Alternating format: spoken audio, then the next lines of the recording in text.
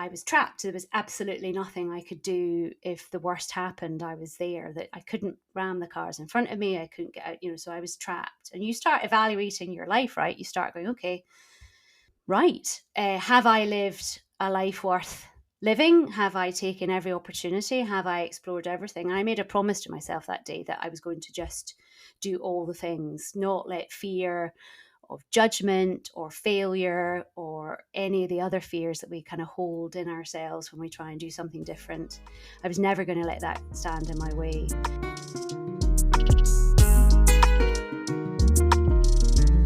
Welcome back to Nothing Ventured, Nothing Gained.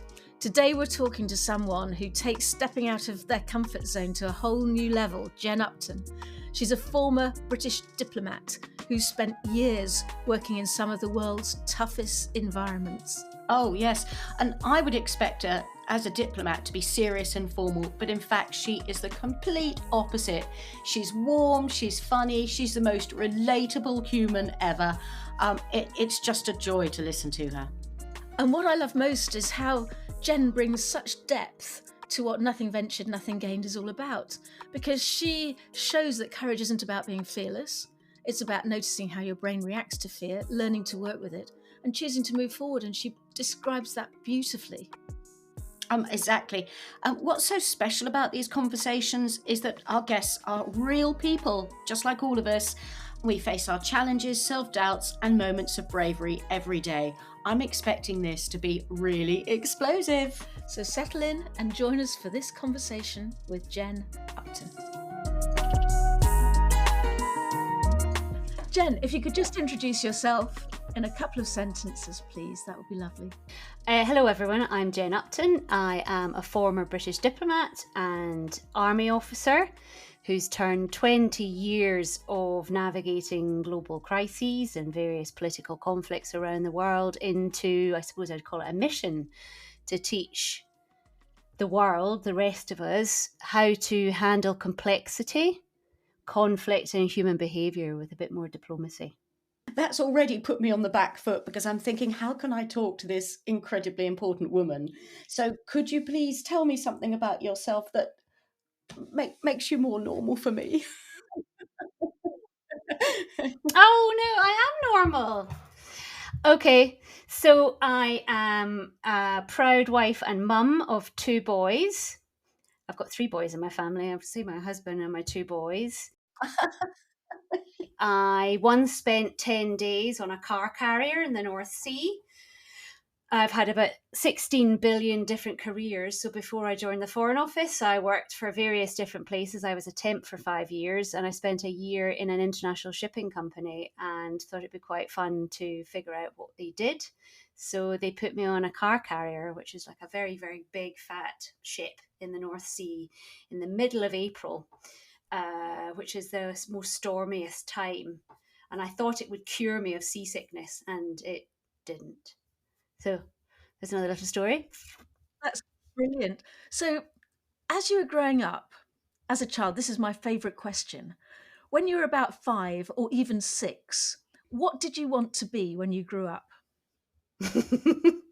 I wanted to be, and I don't know where I got this idea, but I wanted to be, those ladies who pick tea in Sri Lanka. They've got a basket on their back, and I just thought that looked like the coolest job ever. Being out in the sunshine, in the fresh air, just picking tea leaves. Oh, Jen, I did that in Nepal, and I can tell you it's not easy. I kept missing throwing it onto my back. It's not that easy. Let me tell you, you have to have a skill. Yeah, and standing on your feet carrying a basket all day long can't be much fun either, I should think. No. Oh, that's brilliant. Oh, lovely. So bearing that in mind, when was the first time you actually did really step outside of your comfort zone? I think I've got multiple examples of when I have pushed myself out of my comfort zone. When I was very little, we moved around quite a lot due to my father's job.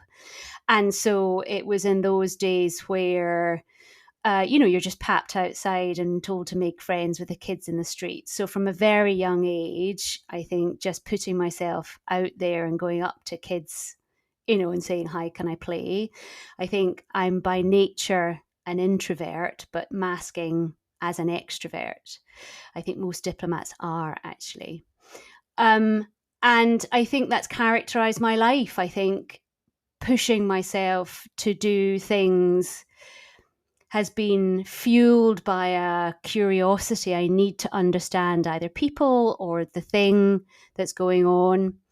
I joined the army. I don't quite know why. And I just kept turning up to the training evenings. And then, before I know it, I was selected to go to Sandhurst. And on the night before going to Sandhurst, I had one of those massive, like, I'm not going to swear. Can I swear?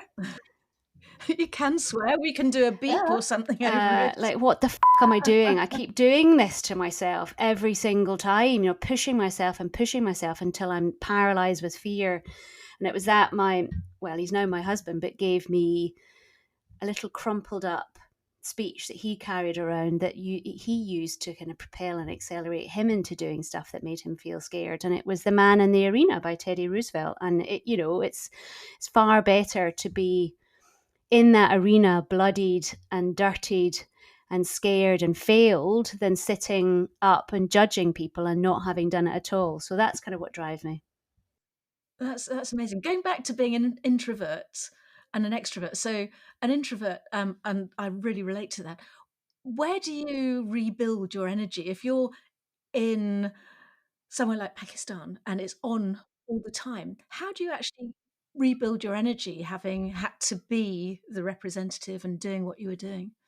It's a great question, because I don't think I did it very well in Pakistan, because I was the spokesperson as well. And that meant I was on call all the time. And because of the nature of the work and what was going on in Pakistan at the time, I was getting calls 24 hours a day. So I never fully had a good night's sleep, an entire night's sleep, for the entire sort of 2 years I was there. And you're young and you think you're invincible. So actually, self-care was something none of us really gave much consideration for. Actually, I remember, have you ever seen that film Sparta or 100 Days or something, with that Scott Gerard Butler?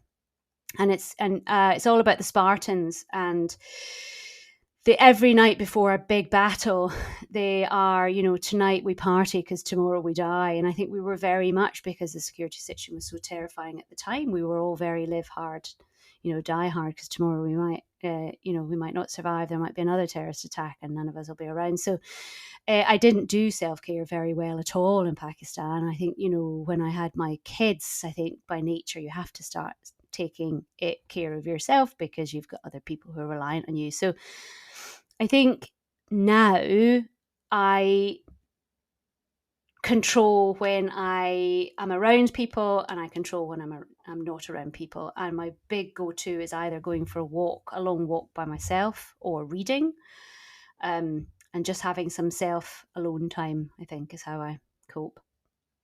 So that's incredible to go through 2 years of being on all the time. That's amazing. So going back to that, what kind of challenges did you have? You talked about the risk. Can you bring that to life a little bit? Because I know nothing about what it must be like to be in that situation. I can give you an example. So the day after the Taliban blew up the Marriott Hotel, and it was a truck bomb, and it was the bravery of the guards at the hotel that prevented it being from a far worse disaster than it was. It was already a huge disaster.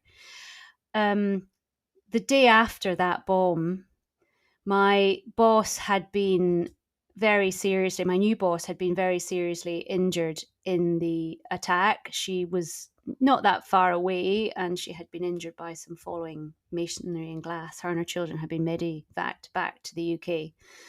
And the following day, I was trying to get into the diplomatic compound to, carry on work. I'd been on duty for most of the night, and I'd gone back for a couple of hours sleep, and was then going back in. But because of the security alert, it was quite high. They had cut off all but one road into the diplomatic compound. It was absolutely rammed full of cars and trucks. And so I was trapped between an absolutely packed bus and a truck identical to the truck that was used the previous night in the bomb.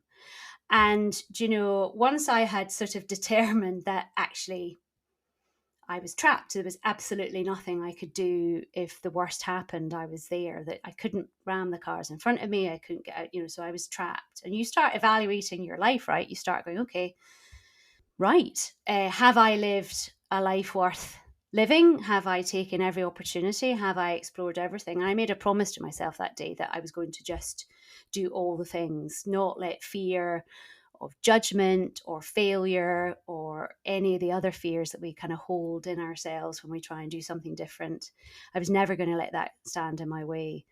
And I think that's been the kind of guiding North Star thereafter. That very visceral fear of not seeing the next 10 minutes kind of drove me forward. Jen, I have to say, if you were speaking to a room full of people, you would have silenced them, and we would all now be standing on our feet giving you applause. Thank you. That's very kind. How did you manage the fear? I think, and you will speak to others who have experienced similar or worse, but I think fear comes from a loss of control or a fear of loss of control. But once you accept that you have no control over the situation, your brain goes into a certain place where there's peace, right? And it's happened again, when we were evacuated with the baby first time round in Egypt. We were in this airport, and it was something you see in Hollywood movies, very apocalyptic. People are shoving people out the way, pushing people, waving money. There's no water, there's no sanitation. It's just absolutely chaotic, is not right. But you go into this pure survival mode. You go into a place in your brain where you're like, I need to just focus on the next thing. I need to focus on the next step. I need to focus on just getting myself out of here and protecting my child and making sure my husband's okay. And then your world gets very small, I think. And were you actually looked after by people, or did you feel you were on your own having to fight for safety in that situation? Oh, in Cairo, well, we had the amazing drivers. So our local drivers formed a ring around us and got us to where we needed to go. They were fabulous. I mean, I think locally, I talk about this quite a lot on my podcast. Like, our locally engaged staff at embassies around the world there are many unsung heroes in diplomacy, but they're definitely in a category all of themselves. Gosh, that's amazing. And then going back to when you were trapped, what happened after that? So after you actually started to move and you got back to the compound, how did that change, and what did you do, and what did you have to do? Well, you just get on with doing the job, right?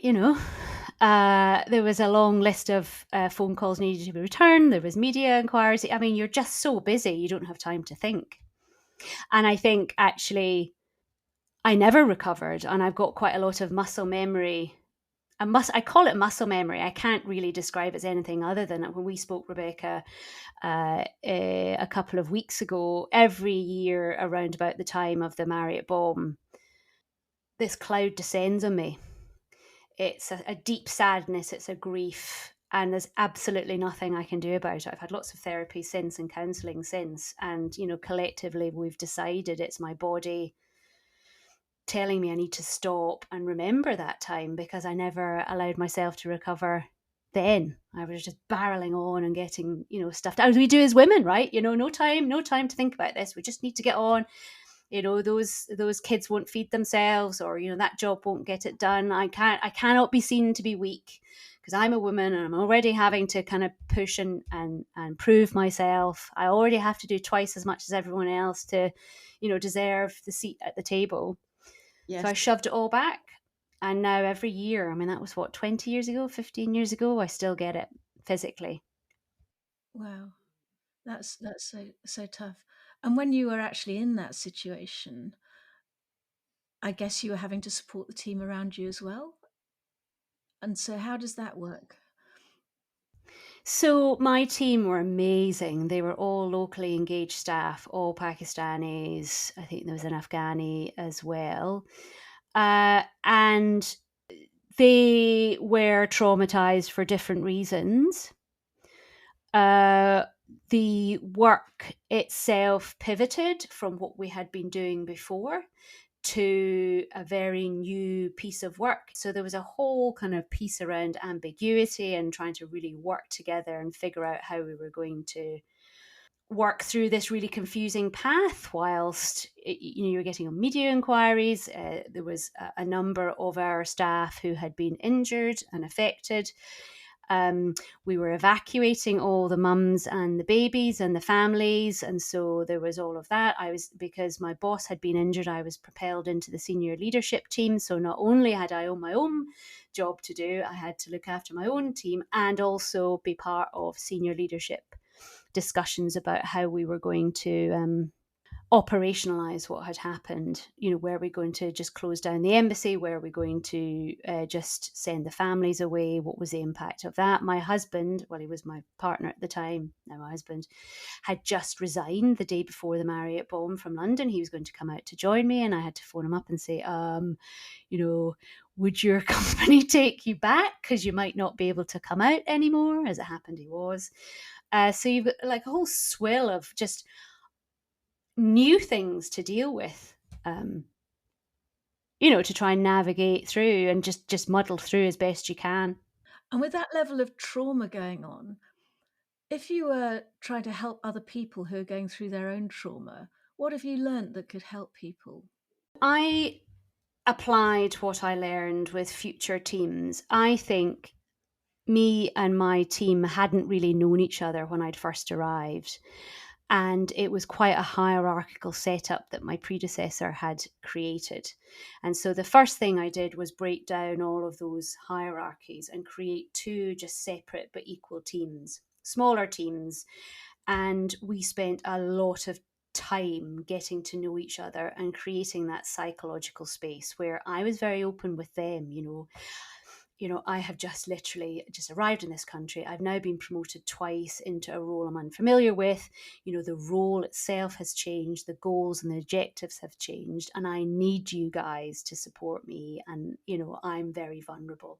So I think creating psychological safety, leading from the front and being vulnerable helped build those bonds. So we became very, very close, and we understood how each other process the trauma and the stresses. So I brought that forward. I did a really lovely exercise. When eventually I came back to London, back to work, I was kind of moving into Brexit chaos, and I was put in charge of a brand new team, and nobody had worked together before.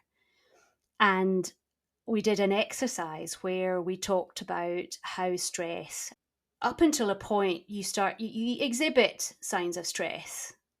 But then you move to a point where you're so stressed that you start becoming really dysfunctional. And I've seen it in Egypt, for example. People respond to stress and the revolution and all of that, very different, unexpected ways. And unless you can create that safe space around your team, and each give each other permission to intervene when they see you or them acting weirdly.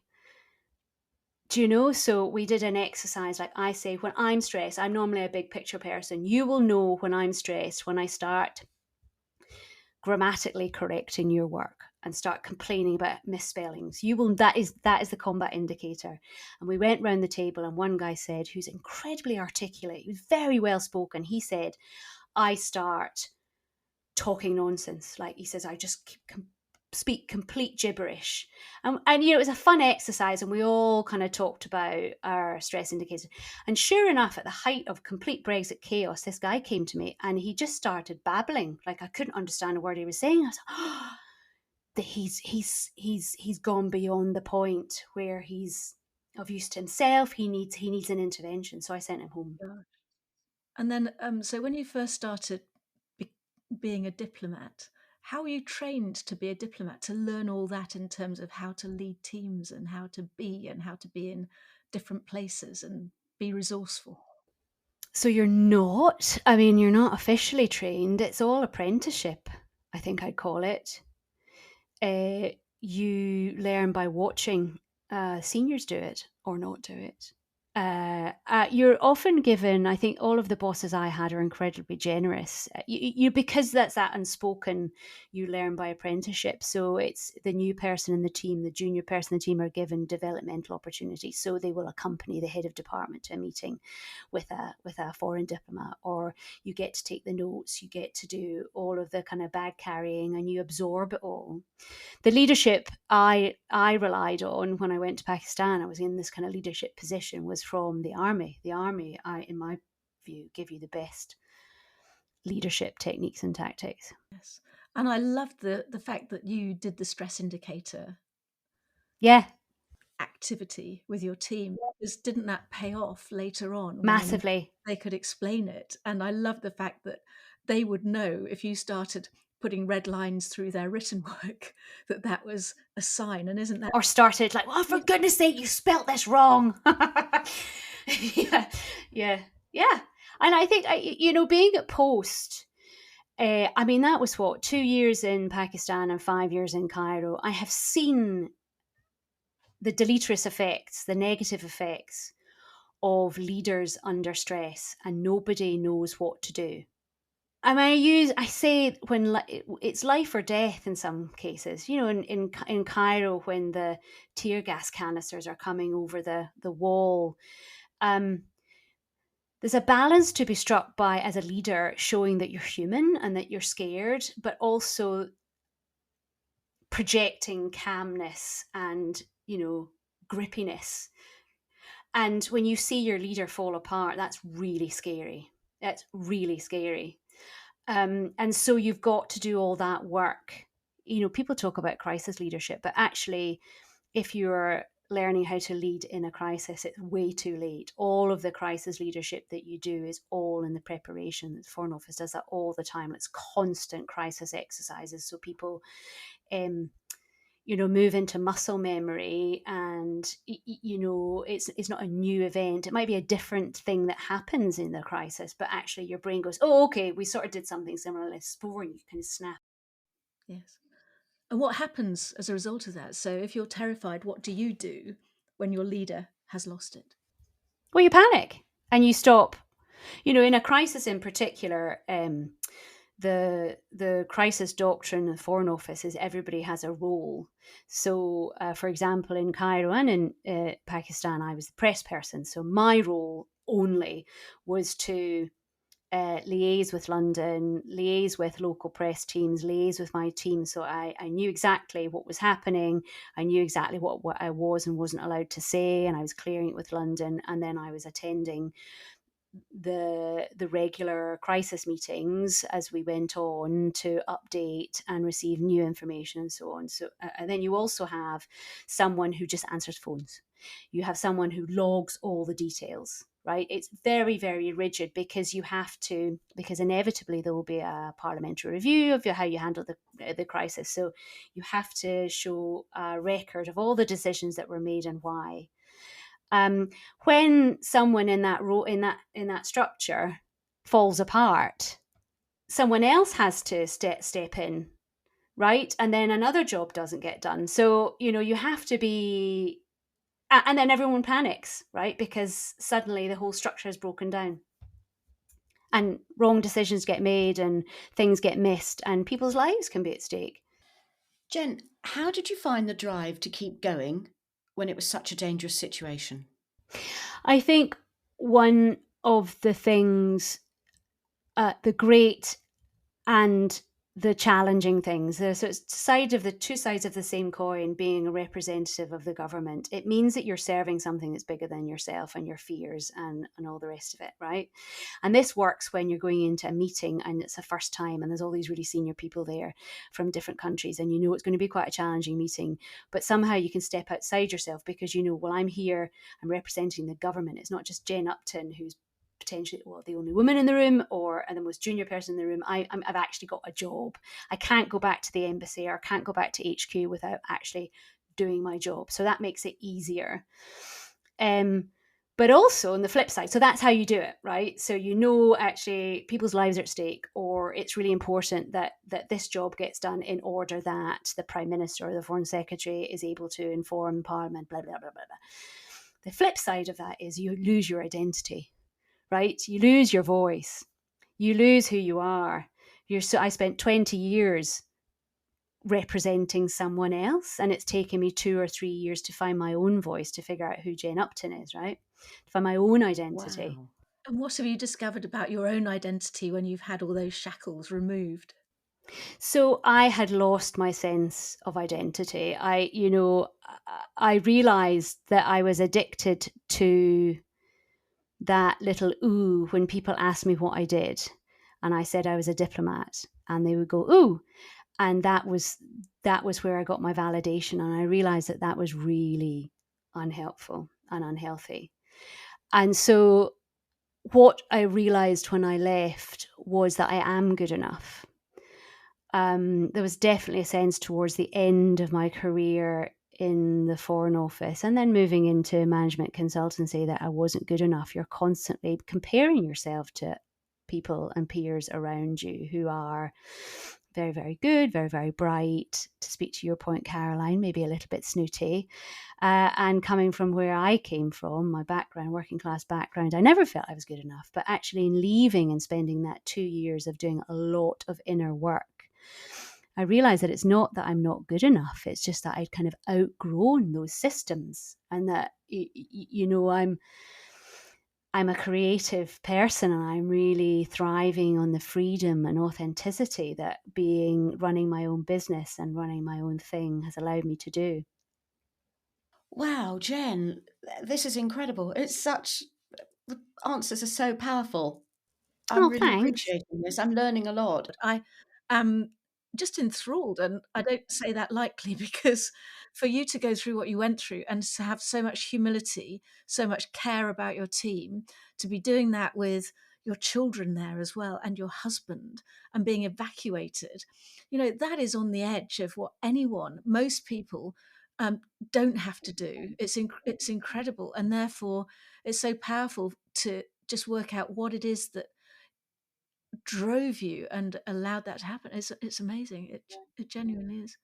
There's thousands of people just like me who've got stories just like mine, who never get the chance or the voice or the platform to talk about the amazing things that they've done. And I think, it's so aligned with what you guys are talking about. What I'm trying to do is just like, these people are just ordinary people who just happen to be confronted by like a tsunami or a political conflict, and they've just done what they could to try and get through it, and learned so much about themselves and resilience as a result. Yes. So your podcast is How to Diplomat.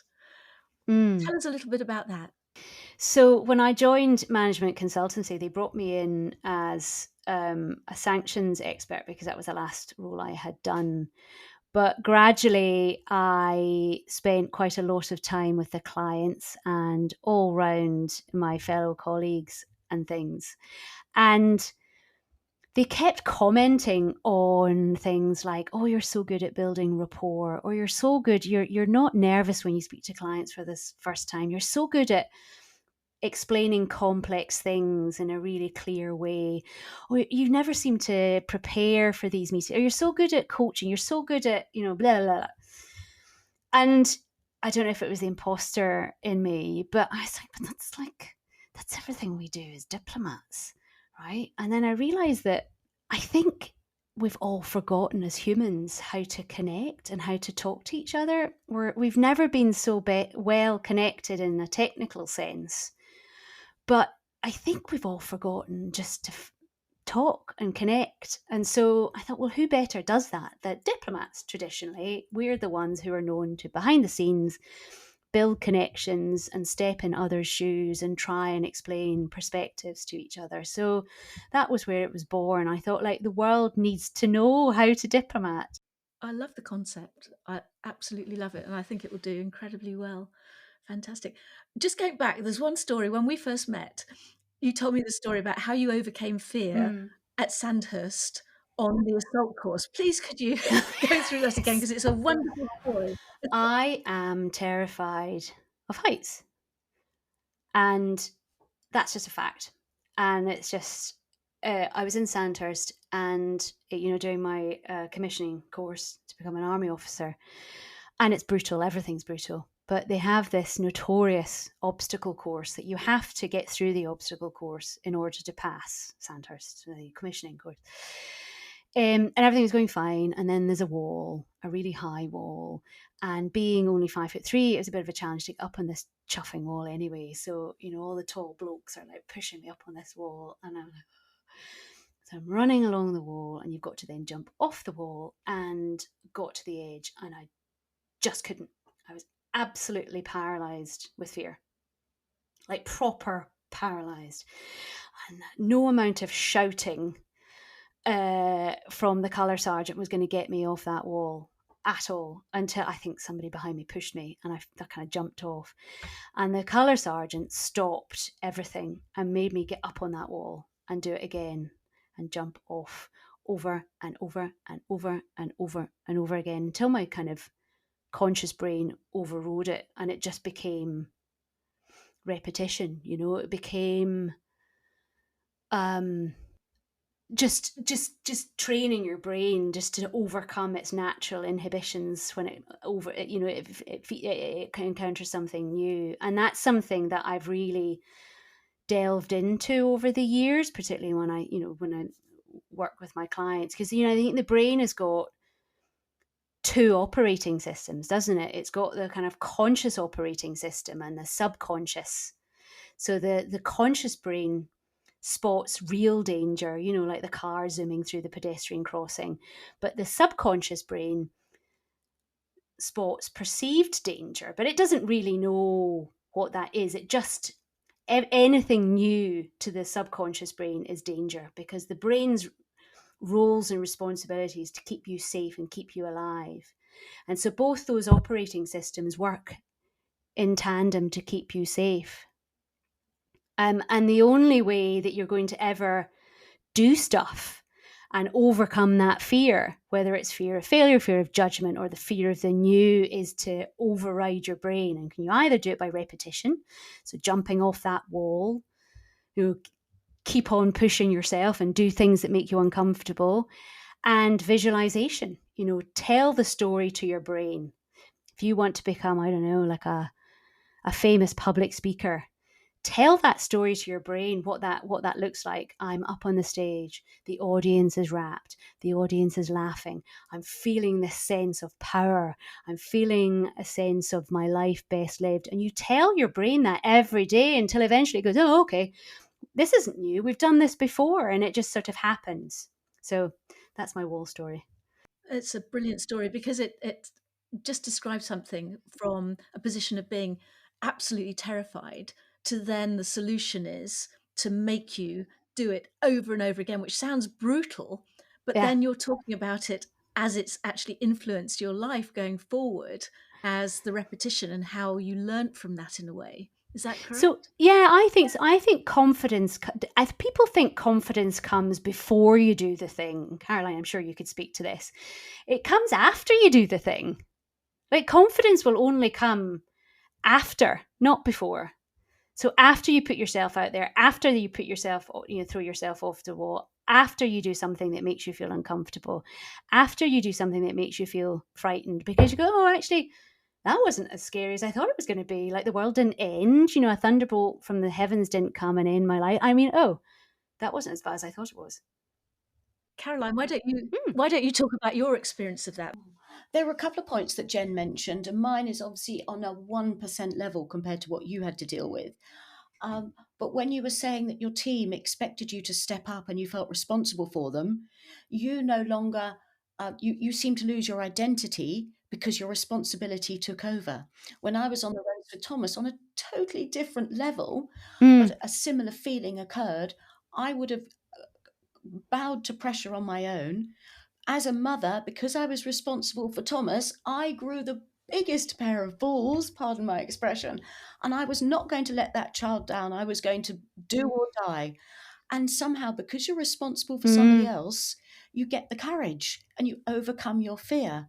And that's really, really helped. So in the same way you're talking about your team, And my team was Thomas, and I had to make sure I could do it for him, because that's the first thing your brain goes to, as you say, is safety. So that worked from that point of view. And I know Yeah. it's almost incomparable, but in my brain, it's a similar thing. But I don't think it is. No, me neither. We're both ganging up on you, Caroline, because neither of us think it is. All right, so that's incredible. And I love the way you're telling the story of the wall. In your mind, you'd made it out to be a big thing, and then you trained your mind, your brain, by repetition, and overcome the negative bias, so that you then found you achieved. That gave you confidence and said, okay, I can do this. Yeah. So in another way, you have to, as you say, visualize yourself doing and achieving, so that Yeah. the brain knows that that's the pattern it's got to follow, that pattern of behavior. And it's not new anymore. Yes. And Jen, could you just explain to Caroline why you were balking at her saying it's just, just nothing what she achieved? Because I keep saying that, and we're all human. What did you observe when Caroline was just saying that? So I think this is what holds people back from doing amazing things, because they say, well, it's never going to be as amazing as winning a parliamentary election. People, I think, compare their dreams and their hopes and their goals with someone else's.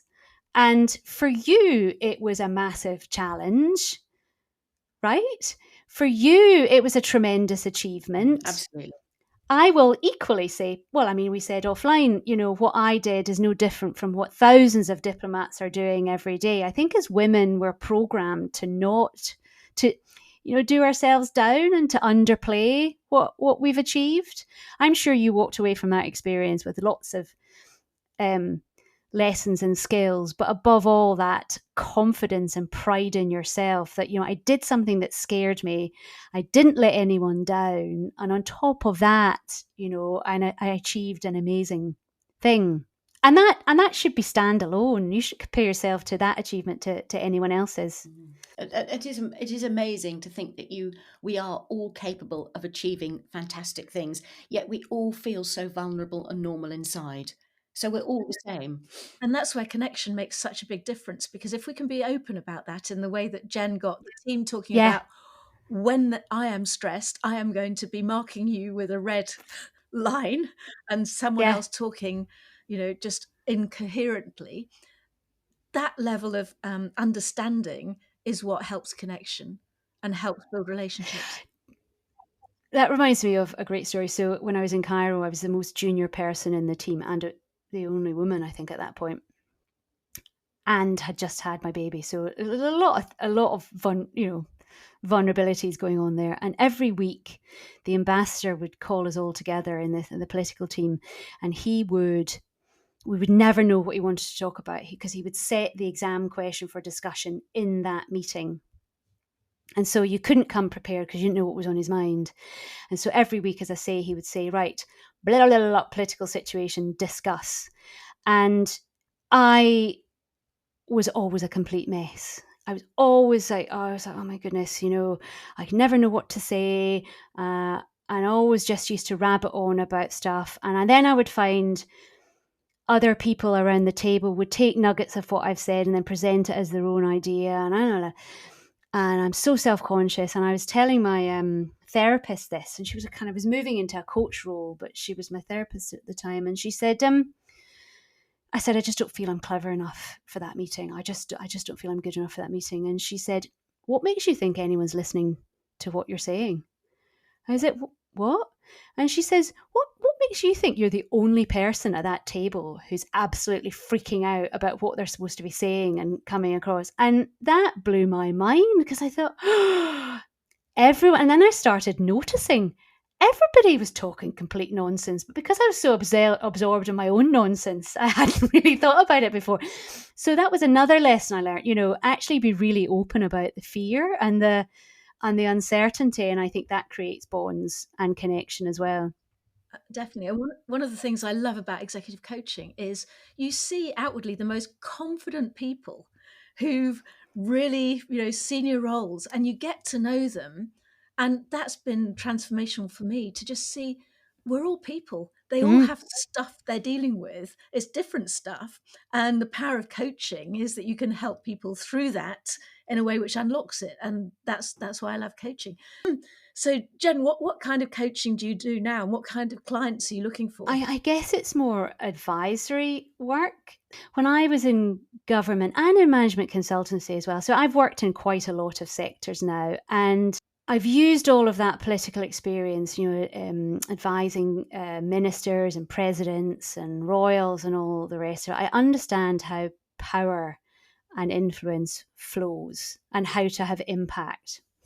And so I work quite a lot with both individual clients and organizations who want to make change and teach them and work with them about how influence works and how to communicate effectively. I'm quite selective because it's all about ethical influence, because I think there's plenty of unethical people out there using power and influence in quite unhealthy ways. So I'm quite selective about the clients I take on. So that's one set of clients, like how to affect real positive change using the influence networks that you've got and communicating really effectively to those in power to get those decisions that you want made. And then there's a completely separate bucket of clients I work with on transformation. And those are often, but not solely, women who are maybe on their first or second careers and are going through I've kind of reached the top of the tree in terms of my career, but I kind of want more, but I feel guilty for wanting more. I'm being selfish. So doing a lot of work around what more might look like and giving them the confidence to just do it. I was going to say another swear word there, but no, just do it. JFDI. Exactly. I've got a couple of questions, if that's okay. I'd love to know, what would you tell or advise your 22, 25-year-old self? So I think the JFDI, just do it. The anticipation or the fear of fear is always worse than the fear itself. I think never give up. But also, this is a really weird one, because never give up, but also give up if it's not serving you. So I was 20 years in the Foreign Office. I never thought I'd leave because it took 3 tries to get in. So I tried 3 times to get in, and that never give up determination gene kicked in. But then when I was in, I thought I was going to be in it forever, until I thought, no, I'm not. So I think never give up until it doesn't serve you and it's time to move on. And then I think the third one, it goes back to the man in an arena. It's so much better to just do it and fail than never to have done it at all, I think. Oh, brilliant. That's wonderful. What would yours be, Caroline? The crippling fear of failure holds you back, and it would be just take that first step. It really would. Just get out there and enjoy it, and don't think other people are looking at you so much. Certainly when I compete my horse, that holds me back. Before I go in the ring, I'm often thinking, "Oh, what if I do badly? They'll all be judging me." And then somebody said to me, "Why do you think you're so important that they're watching you?" And I'm like, "Oh my God, yes, they've got the same worries. Nobody's giving a damn about me, of course, because they're worrying about their own performance." Another thing someone said to me is, people are going to judge you, whatever you do. So wouldn't you rather be judged by what you love to do and what fills your cup and what gives you purpose and makes you feel fulfilled, than being judged for trying to fit someone else's expectations of you? That's beautifully put. And I was going to say, if I'm thinking about mine, it's exactly that, but I wouldn't be able to explain it as eloquently as you did. It's about just not worrying so much about what other people think. And I went through years of being so held back because I was worried I'd said the wrong thing or I'd done the wrong thing. And I'd be lying in bed agonizing over that. And actually, nothing went wrong. Well, lots of things went wrong probably, but it's just, no, don't do it. Don't be so impacted by what other people think. Do what you think is right. As long as you've got good values and you're kind and you're caring, you want to make a difference, which is what we definitely want to do, then actually just be yourself, just be the person. And I don't know about you, you talked about the kind of, the uniform and that you lost your identity. And I think I did exactly the same in a corporation. in some ways there's a way of behaving, there's a way of talking, there's a way of doing things, there's a way of being, senior. And you can do it in your own way. You can be a great leader within that framework, but it's still, you're representing something. We started our conversation with you, Caroline, not quite sure what to expect from a diplomat. And I think it sometimes works in our favour to be a bit unreadable. But actually, diplomats are the most approachable, fun, interesting, charismatic people. Like the really good ones come from a position of genuine curiosity. They want to know all about you and what drives you and why did you do that, but not in a kind of defense inducive way. And we love meeting new people. So if anything, I hope this dispels the myth that we're all snooty and use big words, because I definitely haven't used And you can use swear words. Yeah, no, it feels as if we're in the same room having a conversation. I mean, I want to fill up everybody's glass of wine and carry on. I think life isn't I mean, this is such a cliche, but life is not a rehearsal. I mean, you don't get a second go. And I keep coming back to that Man in the Arena speech by Teddy Roosevelt. It's far better to go and do the thing. Just do it. And if you screw it up or it's not quite what you thought it was, at least you've done it and you've learned about yourself and you've learned a new skill or you've learned a new thing along the way. And that, who knows, that's a springboard to doing something else.